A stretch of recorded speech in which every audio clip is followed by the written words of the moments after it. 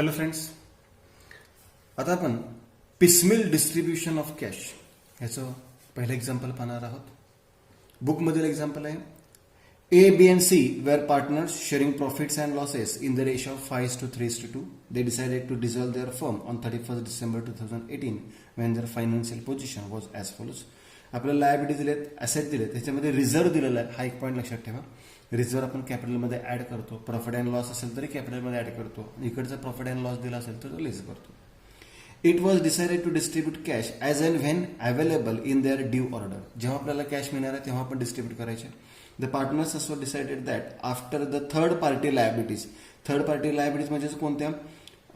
Creditors आणि bank overdraft ह्या third party liabilities आहेत. एज लोन आहे ते पार्टनरचं लोन आहे, ती थर्ड पार्टी लायबिलिटी नाही. फक्त क्रेडिटर्स आणि बँक ओव्हरड्राफ्ट ह्या थर्ड पार्टी लायबिलिटीज आहेत. ह्या थर्ड पार्टी लायबिलिटीज पेड केल्यानंतर have all been paid to provide a sum of ₹3,000 to meet contingent liability. 3,000 रुपये राखीव ठेवायचे आहेत कॉन्टेंजंट लायबिलिटीसाठी, म्हणजे भविष्यामध्ये तो खर्च होईल किंवा न होईल. हे 3,000 रुपये हे दोन लायबिलिटीज पेड केल्यानंतर बाजूला करून ठेवायचं, हे लक्षात ठेवा. द ॲसेट्स रिअलाइज 10 जानेवारीला 10,000 रुपयाच्या, 17 फेब्रुवारीला 11,200च्या, 23 मार्चला 7,800च्या, 30 एप्रिलला 34,000च्या ॲसेट रिअलाइज झालेत. आता यात कोणती सेक्युअर्ड लायबिलिटी नाहीये, सेक्युअर्ड क्रेडिटर्स नाहीये. ते असते तर आपण पहिल्यांदा पेड केले असते. On 27th April 2019 contingent liability were actually settle for ₹2,000. म्हणजे 3,000 रुपये बाजूला कोण ठेवले येते, त्यापैकी खर्च किती झाला? 2,000 रुपये. म्हणजे 1,000 रुपये आपल्याला शिल्लक राहतील, हे लक्षात ठेवा. Prepare statement. आता स्टेटमेंट तयार करायचं, पण त्यापूर्वी आपल्याला सरप्लस कॅपिटल काढावं लागेल. Statement showing surplus capital. त्याच्यामध्ये कॅपिटल बॅलन्स असले 30,000, 12,000 आणि 10,000. रेशो आहे 5:3:2. आता रेशो प्रमाणात तर कॅपिटल नाहीये, तर आपण सरप्लस कॅपिटल पहिल्यांदा शोधून काढूया. पण ह्याच्यामध्ये मगाशी सांगितल्याप्रमाणे या एक्झाम्पलमध्ये आपल्याला एक्स्ट्रा पॉईंट दिलाय रिझर्व्ह, आणि हा रिझर्व्ह आपल्याला एकूण किती रुपये दिलेला आहे? 10,000 रुपीज. रिझर्व्ह दिलेला आहे 10,000 रुपीज. हा रिझर्व्ह 5:3:2 मध्ये डिस्ट्रीब्यूट करूयात. सिंपल आहे. म्हणजे किती रुपये येतील? 5,000, 3,000 आणि 2,000. म्हणजे खाली डिस्ट्रीब्युशन टोटल आली 35,000, 15,000 आणि 12,000. आता काय करतो आपण? नेहमी माहिती आहे आपल्याला, पहिल्यांदा बेस कॅपिटल कॅल्क्युलेट करतो आपण. बेस कॅपिटल एचं कॅल्क्युलेट करूया. ए इज इक्वल टू 35,000 भागिले 5 बरोबर 7,000 आला. बीचं बेस कॅपिटल शोधून काढूयात. 15,000 भागिले 3, 15,000 भागिले 3 म्हणजे 5,000 रुपये बेस कॅपिटल आलं. आणि सीचं कॅपिटल शोधून काढूयात. 12,000 भागिले 2 म्हणजे 6,000 बेस कॅपिटल आलेलं आहे. आता जे बेस कॅपिटल सर्वात लोएस्ट आहे तो बेस घेतो आपण. यात लोएस्ट कॅपिटल किती आहे? 5,000. मग 5,000 गुणिले 5 त्याला आपण प्रोपोर्शनेट कॅपिटल म्हणतो. प्रोपोर्शनेट कॅपिटल कॅल्क्युलेट केलं आपण. 5,000 गुणिले 5 म्हणजे 25,000. इथे एक्सेस कॅपिटल किती राहिलं? 10,000. 5,000 गुणिले 3 म्हणजे 15,000. इथे एक्सेस कॅपिटल राहिलेलं नाही. आणि 5,000 गुणिले 2 10,000 म्हणजे इथे एक्सेस कॅपिटल किती राहिलेलं आहे? 2,000 रुपये राहिलं. आता परत एकदा या दोघांचा रेशो 5:2 आहे आणि 5:2 मध्ये हे काही डिस्ट्रीब्युशन आपल्याला दिसत नाहीये. मग पुन्हा एकदा आपण बेस कॅपिटल काढूयात. बेस कॅपिटल पहिल्यांदा एचं कॅल्क्युलेट केलं आपण. 10,000 भागिले रेशो किती आहे? 5 म्हणजे रक्कम किती आली? 2,000. आणि बीचं नाही येणार आता, सीचं. बीचं नील झालेलं आहे. सीचं किती शिल्लक राहिले? 2,000 भागिले 2 म्हणजे बेस कॅपिटल किती आलेलं आहे? 1,000. आता जे लोएस्ट आहे तो बेस घेतो आपण, म्हणजे इथे 1,000 बेस घ्यायचा. मग आपल्याला प्रोपोर्शनेट कॅपिटल कॅल्क्युलेट करता येईल. प्रोपोर्शनेट कॅपिटल 1,000 ने 5ला गुणा किती आले? 5,000. शिल्लक अजूनही एक्सेस कॅपिटल किती राहिलं? 5,000. इथं काय प्रश्नच येत नाही. 1,000ला 2 ने गुणा म्हणजे 2,000. म्हणजे हे काय झालेलं आहे? नील. म्हणजे इथं आपल्याला एक्सेस कॅपिटल किती मिळालेलं आहे? 5,000 रुपये मिळाले. बरोबर. इथं आपली वर्किंग नोट संपलेली आहे. आता इथे एक पॉईंट लक्षात घ्या. सर्वात पहिल्यांदा पेमेंट करताना एला आपल्याला किती रुपये द्यायचे आहेत? 5,000 रुपये द्यायचे आहेत.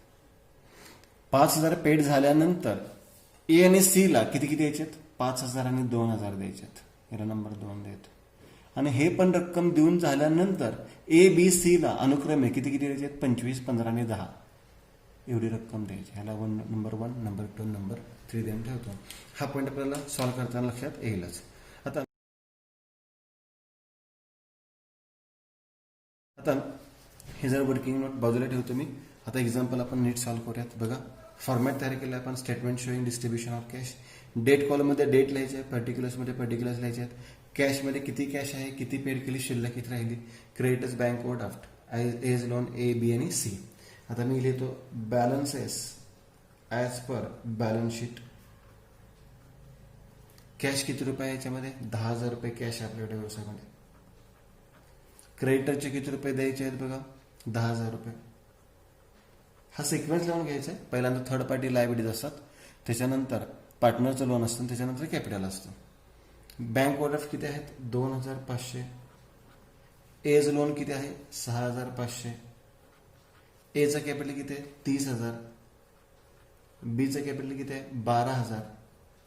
आणि सीचं कॅपिटल किती आहे, 10,000 रुपये. Plus reserve. रिझर्व जो 10,000 रुपये होता तो आपण वाटलाय मगाशी. 10,000 रुपये डिस्ट्रीब्युशन कसं आलं, 5,000, 3,000 आणि 2,000. म्हणजे कॅपिटल आता किती रुपये झाले, 35,000. इथं झालेलं आहे 15,000 आणि इथं झालेलं आहे 12,000. चला पेमेंटला सुरुवात करूयात. आता इथे फर्स्ट रिअलायझेशनकडे जायची गरज नाहीये. सगळ्यात पहिल्यांदा balances as per balance sheet. Cash बडी किती रुपये, 10,000 रुपये. बरोबर. आता हे 10,000 रुपये पेड करूयात आपण. हे 10,000 रुपये एक्सपेन्सेस दिलेत का उदाहरणामध्ये, नाही दिले असते तर आपण इथेच पेड केले असते. आता हे 10,000 रुपये कोणाकोण द्यायचे आहेत, क्रेडिटर्स आणि बँक ओव्हरड्राफ्टला द्यायचे आहेत. कारण की हे दोन्ही पेमेंट एकदम करतोय, दोन्ही थर्ड पार्टी लायबिलिटी आहेत. एकपेक्षा जास्त लायबिलिटी असेल तर त्यांचा आपण रेशिओ कॅल्क्युलेट करतो. आता रेशिओ कसा कॅल्क्युलेट करायचा, तर 10,000 आणि 2,500चा रेशिओ बघा कसा कॅल्क्युलेट करतोय मी. 10,000 इज टू 2,500. आधी इक्वल 0 कॅन्सल करा. इक्वल म्हणजे इथले 2 आणि इथले 2च कॅन्सल होणार. बरोबर. आता हे 100 आहेत आणि 25 आहेत. भाग लागतोय का, 5 नाही लागत, 25 लावू शकता. 25 1 25, 25 चौक 100. म्हणजे रेशो किती आला, 4:1 म्हणजे 4/5 आणि 1/5. लक्षात घ्या. म्हणजे आता जर आपल्याकडे 12,500 असते तर आपण याला 10,000 याला 2,500 दिले असते, पण आपल्याकडे फक्त 10,000 रुपये आहेत. मग हे 10,000 रुपये पेड करूयात आपण. Less paid to creditors and OD. OD म्हणजे ओव्हरड्राफ्ट. मग क्रेडिटर्स आणि ओव्हरड्राफ्टमध्ये कसे पेड करायचे, 4:1 मध्ये पेड करायचे. मग 10,000 गुणिले 4/5. 10,000 गुणिले 4/5 म्हणजे 8,000 आले. आणि 10,000 गुणिले 1/5 म्हणजे 2,000 रुपये आले. यांना आपण काहीच हे 10,000 रुपये पेड केलेत आपण. कॅश संपले आपल्याकडची. आता या 10,000 पैकी 8,000 रुपये कोणाला दिले, क्रेडिटर्सला. राहिले किती क्रेडिटरचे, 2,000. बँक ओव्हरड्राफ्टला 2,000 दिले, म्हणजे बँक ओव्हरड्राफ्टचे किती राहिले, 500. आणि या सगळ्या अमाऊंट शिल्लकच आहेत. या अजून काहीच दिलेलं नाही आहेत. 6,500 आहे असेच आहेत, 35,000 आहे असेच आहेत, 15,000 आहे असेच आहेत, 12,000 आहे असेच आहेत. हे प्रत्येकच लिहायची गरज नाहीये, मी फक्त तुम्हाला जास्त लिहून दिलेलं आहे. आता फर्स्ट रिअलायझेशन किती तारखेला मिळालं, आता हे वर्किंग जरा बाजूला ठेवतो मी. फर्स्ट रिअलायझेशन किती तारखेला मिळाले, 10 जानेवारीला. डेटमध्ये लिहिलं मी 10th जानेवारी फर्स्ट रिअलायझेशन. आणि कोणतं फर्स्ट रिअलायझेशन आहे, डेटरचे आहेत. मग डेटरचे किती रुपये मिळाले आपल्याला, 10,000 रुपये. चला पहिले 10,000 संपले, आता परत 10,000 आहेत. आता जोपर्यंत थर्ड पार्टी लायबिलिटीज पेड होत नाही तोपर्यंत पुढे जायचं नाही. मग थर्ड पार्टी लायबिलिटीचे हे 2,000 आहेत आणि हे 500 आहेत. मग देऊ शकतो आपण 10,000 मधून 2,500. मग less paid to creditors and OD. किती रुपये पेड केले, 2,500. म्हणजे कॅश किती राहिली, 7,500. आता हे 2,500 4:1 मध्येच वाटलेले आहेत बघा, तुमच्या लक्षात येईलच. त्यातले 2,000 यांना दिले आणि 500 रुपये यांना दिले. म्हणजे यांचा बॅलन्स आता काय झाला, नील झालेला आहे. आता याच्यानंतरचं पेमेंट कोणाला आहे, एज लोनला. पण आता 7,500 पैकी 6,500 एज लोनला आपण सगळे देऊ शकतो. परंतु इथे एक ॲडजस्टमेंट होती की थर्ड पार्टी लायबिलिटी पेड केल्यानंतर एक प्रोव्हिजन करायची. किती रुपयाची, 3,000 रुपयाची. कशासाठी, कॉन्टिंजंट लायबिलिटीसाठी. मग मी ते वजा करतो. लेस प्रोव्हिजन फॉर कॉन्टिंजंट लायबिलिटी. 3,000 रुपये मी बाजूला करून ठेवतो. म्हणजे आता मला वापरायला फक्त किती मिळतील, 4,500 रुपये मिळतील. बरोबर, 4,500 रुपये आपल्याला वापरायला मिळालेले आहेत. आता पुढचं पेमेंट कोणालाच आहे, एज लोन. समजा ए आणि बीच असे दोघांचे लोन असते, तर परत जसा इथे रेशो काढला होता तसा रेशो कॅल्क्युलेट करून आपण हे 4,500 वाटले असते. पण इथे एकच पार्टनर आहे, त्यामुळे 4,500 सगळे त्याला देऊन टाकूयात. Less paid to age loan, सगळी रक्कम देऊन टाकूयात 4,500. म्हणजे कॅश संपली. आता 4,500 देऊन टाकलेत आपण, 6,500 द्यायचे होते. 4,500 दिले तरी सुद्धा अजून किती रुपये देणं शिल्लक राहिलं, 2,000 रुपये देणं शिल्लक राहिलं. आता परत एकदा पुढचा इन्स्टॉलमेंट घेऊयात. 17 फेब्रुवारीचा 11,200चा हप्ता आहे. 17 फेब्रुवारी सेकंड रिअलायझेशन. हे रिअलायझेशन स्टॉकचं आहे. किती रुपये स्टॉक विक्री करून मिळालेत, 11,200. आता 11,200 सगळे देऊ नका. लोन किती रुपये, 2,000 रुपये राहिले, मग तेवढे पेड करून टाका. लेस पेड टू एज लोन, 2,000 रुपये पेड करा. म्हणजे राहिले 9,200. आणि हे 2,000 रुपये पेड केले, पैसे संपले. म्हणजे सॉरी, एज लोन नील झालेला आहे. एज लोनला आता काही रक्कम देणे शिल्लक नाही. बघा इथंपर्यंत नीट समजून घ्या व्यवस्थित. आता आपल्याकडे कॅश लोन किती आहे, 9,200. आता ही कॅश आपल्याला ए बी आणि सी ला द्यायची आहे. पण इथे मात्र आता मी एक्झाम्पल बघत नाही, आता ह्या वर्किंग नोटचा वापर करूयात. पहिली रक्कम कोणाला द्यायची आहे, ए ला. किती रुपये, 5,000 रुपये. हे 5,000 रुपये दिल्याशिवाय पुढे जायचं नाही. मग देऊयात आता खाली. लेस पेड टू ए ला किती रुपये द्यायचे, 5,000. अजून एक कॅश शिल्लक राहते, किती रुपये, 4,200. ए ला 5,000 रुपये देऊयात आपण. ए ला 5,000 रुपये दिले. आता तिघांची रक्कम किती किती शिल्लक राहिले बघूयात. इथे केले 35 पैकी 5,000 दिले, राहिले किती, 30,000. 15 आहे असेच राहिलेत, त्याला काहीच दिलेले नाहीत. 12,000 आहे असेच राहिलेत. आता परत हे 4,200 कोणाला द्यायचे, तर बघा ही रक्कम देऊन आपण नील केली. मी याला फुली करतो. ठीक आहे, ही रक्कम देऊन टाकली आपण. आता हे 5 आणि 2 किती द्यायचे आहेत, 7,000 रुपये द्यायचे आहेत. पण 7,000 रुपये आहेत का आपल्याकडे, नाही आहेत. मग काय करायचं, तर हे राहिलेली जी रक्कम आहे या दोघांच्या मध्ये ए आणि सी मध्ये कोणत्या रेशोमध्ये वाटायची, 5:2 मध्ये वाटायची. मग paid to A and C. A and C मध्ये सगळी रक्कम वाटून टाका. 4,200 वाटायचे कसे, 5:2 म्हणजे 5:2 म्हणजे 5/7 आणि 2/7. बघा 5/7 आणि 2/7. 7 ने भागल्यावर 6 42 म्हणजे ते 600 रुपये आले. मग 6 30, 3,000 आणि 1,200. 3,000 आणि 1,200. आता डिस्ट्रीब्युशन बघा परत एकदा. 4,200 गुणिले रेशो किती आहे त्यांचा, 5:2 म्हणजे गुणिले 5/7 किती आलेले आहेत, 3,000. आणि 4,200 गुणिले 2/7 किती उत्तर आलेलं आहे, 1,200. मग डिस्ट्रीब्युशन केलं. आता शिल्लक किती राहिले यांचे, 27,000. यांचे किती राहिलेत, 15,000. आणि यांचे किती राहिलेले आहेत, 10,800 रुपये. हे अजून देणे शिल्लक राहिलेले. आता यानंतर पैसे तर सगळे संपले. आता पुढचे इन्स्टॉलमेंट घेऊयात. पुढचं इन्स्टॉलमेंट 23 मार्चच्या स्टॉकचाच आहे, 7,800. 23 मार्च थर्ड रिअलायझेशन स्टॉकचाच आहे. किती रुपये स्टॉकची रक्कम मिळाली आपल्याला, 7,800. आता ही रक्कम कोणाकोणाला द्यायची, तर मी परत एकदा रिपीट करतो. पहिले 5,000 क्लिअर केलेत का, केलेत. नंतरचे 5,000 आणि 2,000 क्लिअर केलेत का, नाही केलेले. त्या 5 पैकी 3,000 दिलेत म्हणजे राहिले किती, 2,000. आणि या 2,000 पैकी 1,200 दिलेत म्हणजे राहिले किती, 800. म्हणजे अजूनही 2,800 रुपये आपल्याला देणं आहे. मग ते देऊन टाकूयात आपण. नसेल का तर परत एकदा रिपीट करतो. बघा आपल्याला द्यायचे किती होते, 5 आणि 2 7,000 द्यायचे होते. आपल्याला द्यायचे किती होते, 7,000 वजा आपण दिलेत किती दोघांना, 4,200 म्हणजे 4,200. त्यातून जर वजा केले तर 2,800 आपल्याला शिल्लक द्यायचे आहेत. मग ते 2,800 पहिल्यांदा देऊन टाकूयात. Less paid to A and C 2,800 म्हणजे कॅश 5,000 रुपये राहील. आता हे 2,800 कोणाकोणाला द्यायचे आहेत, ए आणि सी ला.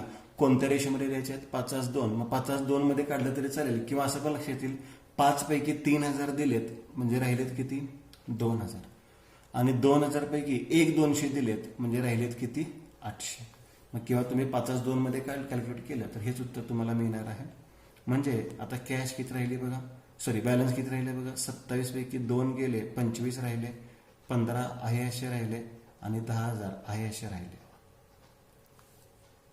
आता याच्यानंतर जी रक्कम देणार आहे, चला ही रक्कम नील झाली, हे 5,000 देऊन टाकले, हे 2,000 देऊन टाकले. आता 25, 15, 10 म्हणजे रेशोमध्ये आपल्याला रक्कम डिस्ट्रीब्यूट करायची आहे. मग हे 5,000 रुपये पेड करूयात, लेस पेड टू ऑल म्हणतो मी, ABC म्हणायच्या ऐवजी ऑल. रेशो किती आहे 5 3 2 मध्ये हे सगळी रक्कम वाटून टाका. आता 5,000 रुपये, 5,000 रुपये सगळी रक्कम वाटा. मग 5,000 भागिले 10 गुणिले गुणिले 5 बरोबर 2,500, 3 बरोबर 1,500, 2 बरोबर 1,000. यांना रक्कम देऊन टाकली. आता बघा रेशोमध्ये रक्कम डिस्ट्रीब्यूट झालेली आहे. म्हणजे आता देणं किती शिल्लक राहिलं 22,500, 13,500 आणि 9,000 रुपये देणं शिल्लक राहिले. 22,500, 13,500 आणि 9,000. आता हा पण हप्ता संपलाय, पैसे संपलेत हे सुद्धा.